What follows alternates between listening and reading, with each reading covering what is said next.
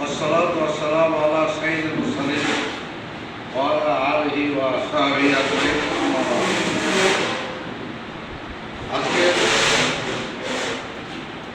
সাজানপুর উপজেলা কর্তৃক আয়োজিত এলাকার সম্মানিত সাংবাদিক বন্ধুগণ, আসসালামু আলাইকুম ওয়া রাহমাতুল্লাহি ওয়া বারাকাতুহু।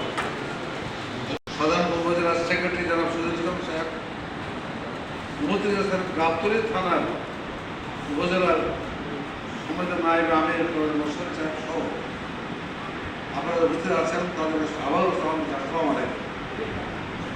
সম্মানিত বন্ধুগণ, আমি কয়েকদিন আগে বগুড়া প্রেস ক্লাবের সম্মানিত সদস্যদের সামনে কথা বলছিলাম,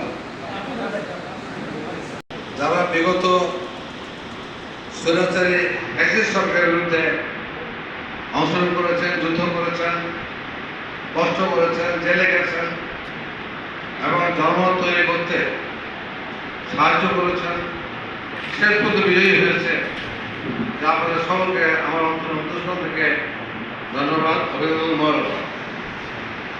সম্মানিত বন্ধুগণ, আমরা আপনাদের দেখছি এই কারণে এটা সাংবাদিক সম্মেলন নয়, এটা একটা মত বিনিময় অনুষ্ঠান।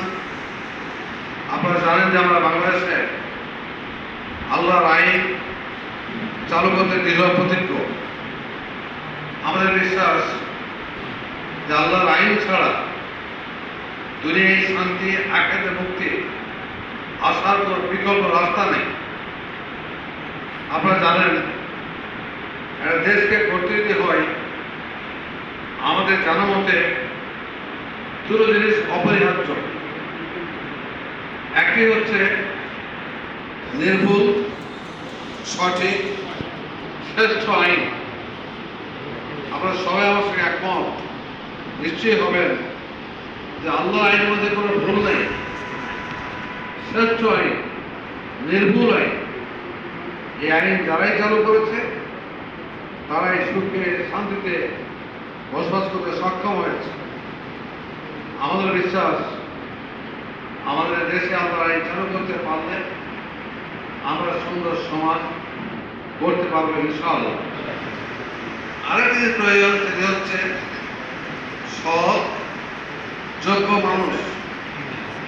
সততাও থাকতে হবে, যোগ্যতাও থাকতে হবে। সৎ এবং যোগ্য মানুষ যদি থাকে তাহলে আল্লাহ চালু করা সম্ভব। আমরা বিশ্বাস করি সৎ এবং যোগ্য কারা?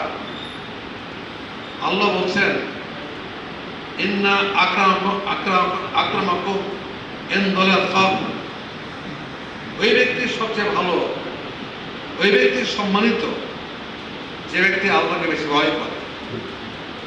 আমরা তাই আল্লাহকে ভয় করার জন্য চেষ্টা করি। আমাদের বিশ্বাস যে আল্লাহর আইন আর সৎ শাসন চালু করতে পারলেই আমরা সুখী সমৃদ্ধ বাংলাদেশ গড়তে সক্ষম হব ইনশাআল্লাহ।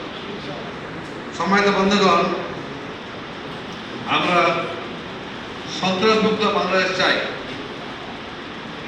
আমরা টেন্ডারবাজি মুক্ত বাংলাদেশ চাই, আমরা চাঁদাবাজ মুক্ত বাংলাদেশ চাই,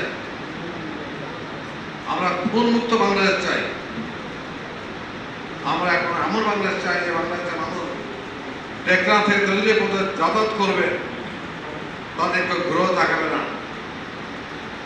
সে অত্যন্ত নির্বিঘ্নে নিশ্চিতভাবে চলাফেরা করতে পারবে।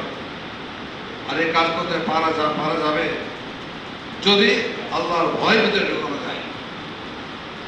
সম্মানিত বন্ধুগণ, আমরা জামাত ইসলামী তাই বাংলাদেশে আল্লাহর আইন চালু করার জন্য আপনার চেষ্টা করে যাচ্ছি। আমরা বেহেশতের সার্টিফিকেট বিক্রি করি না, কারণ বেহেশতের সার্টিফিকেট আমাদের কাছে নাই। কেউ কেউ বলে জামাত ইসলামী বেহেশতের সার্টিফিকেট বিক্রি করে, এটা একটা বিভ্রান্তিকর প্রচারণ। আমাদের কাছে সার্টিফিকেট নাই। এতটুকু করি আমরা যে কিভাবে বেশ পাওয়া যাবে এটা বলি, আল্লাহ পাক বলেছেন বলেই বলি। আমরা ধর্ম নিয়ে ব্যবসা করি না, আমরা ধর্মকে চালু করতে চাই। ব্যবসা করা এক জিনিস আর চালু করা আর এক জিনিস। প্রয়োজনে ধর্মের কথা বলবো আর প্রয়োজনে ধর্মের কথা বলবো না, অন্য কথা বলবো,